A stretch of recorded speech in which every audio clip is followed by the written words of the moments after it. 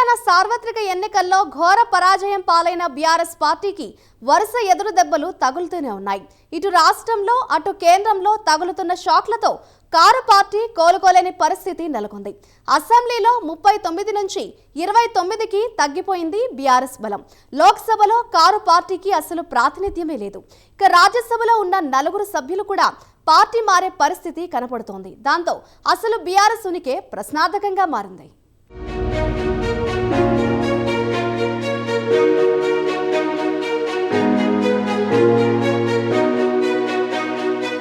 తెలంగాణ సార్వత్రిక ఎన్నికల్లో ఓటమి పాలైన బీఆర్ఎస్ కు షాకుల మీద షాకులు తగులుతూనే ఉన్నాయి. ఘోర పరాజయం నుంచి గులాబీ బాస్ కోలుకోకముందే పార్టీలో వలసల పర్వానికి తెరలేచింది. ఇటు రాష్ట్రంలో అటు కేంద్రంలో తగులుతున్న షాకులతో కారు పార్టీ కోలుకోలేని పరిస్థితి నెలకొంది. కాంగ్రెస్ లో బీఆర్ఎస్ ఎల్పీ విలీనమై టార్గెట్ గా ఆపరేషన్ ఆకర్ష్ నడుస్తున్నట్లు కనిపిస్తోంది.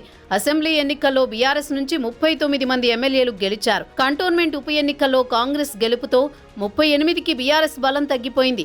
ఇప్పటి వరకు 9 మంది ఎమ్మెల్యేలు 6 ఎమ్మెల్సీలు గులాబీ పార్టీకి గుడ్ బై చెప్పి కాంగ్రెస్ తీర్థం పుచ్చుకున్నారు.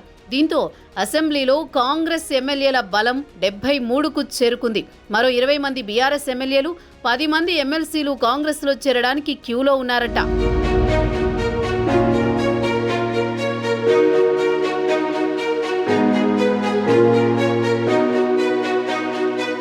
పార్టీని ఏదో ఒకటి చేసి గాడిన పెట్టాలని గులాబీ బాస్ ఫామ్ హౌస్ బుజ్జగింపులు మొదలుపెట్టిన ప్రతిసారి వరుస ఎదురు దెబ్బలై తగులుతుండడం గమనార్హం.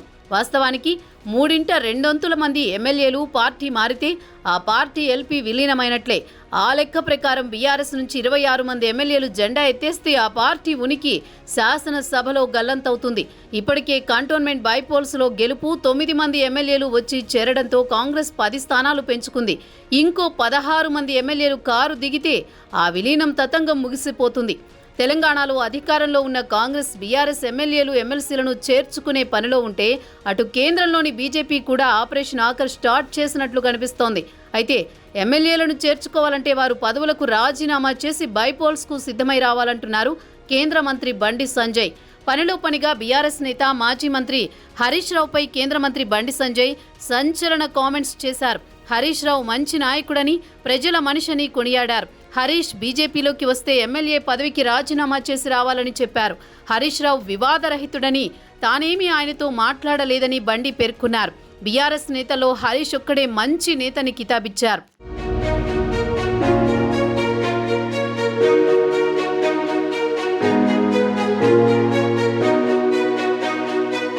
ప్రస్తుతం రాష్ట్రంలో ఉన్న పరిస్థితుల్లో పదవులకు రాజీనామా చేసి బీజేపీలో చేరే సాహసం ఎవరూ చేయరన్న అభిప్రాయం వ్యక్తమవుతోంది. మరోవైపు బీఆర్ఎస్కు లోక్సభ ఎంపీలు లేకపోవడంతో ఉన్న రాజ్యసభ సభ్యులను చేర్చుకునే పనిలో బీజేపీ పడిందంటున్నారు. ఈ క్రమంలో బీజేపీలో బీఆర్ఎస్ పార్లమెంటరీ పార్టీ విలీనం చేయడానికి రంగం సిద్ధమైందని తెలుస్తోంది. బీఆర్ఎస్కు ఉన్న 4 రాజ్యసభ సభ్యులు కమలం గూటికి చేరుతారన్న ప్రచారం గట్టిగానే జరుగుతోంది.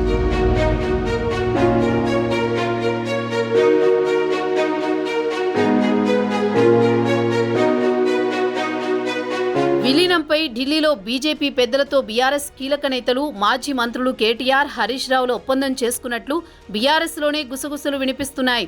ఈ విలీనం తర్వాత ఎమ్మెల్సీ కవిత తీహార్ జైలు నుంచి బయటకొచ్చే అవకాశాలు మెండుగా కనిపిస్తున్నట్లు రాజకీయ విశ్లేషకులు అంటున్నారు. బీఆర్ఎస్ నుంచి ప్రస్తుతం రాజ్యసభలో పార్థసారథి రెడ్డి, దామోదర్ రావు, సురేష్ రెడ్డి, వద్దిరాజు రవిచంద్రలు ఎంపీలుగా ఉన్నారు. ఆ క్రమంలో తమ ఎంపీలు కాంగ్రెస్లో చేరకుండా బీఆర్ఎస్ పెద్దలు కమలం పార్టీ వైపు మొగ్గు చూపుతున్నారంటున్నారు. అందుకే బండి సంజయ్ స్వయంగా హరీష్ రావుని ఆకాశానికి ఎత్తేస్తున్నారట. మరి అదే జరిగితే బండి సంజయ్ పఠిస్తున్న రాజీనామా మంత్రం రాజ్యసభ ఎంపీలకు వర్తిస్తుందో లేదో చూడాలి.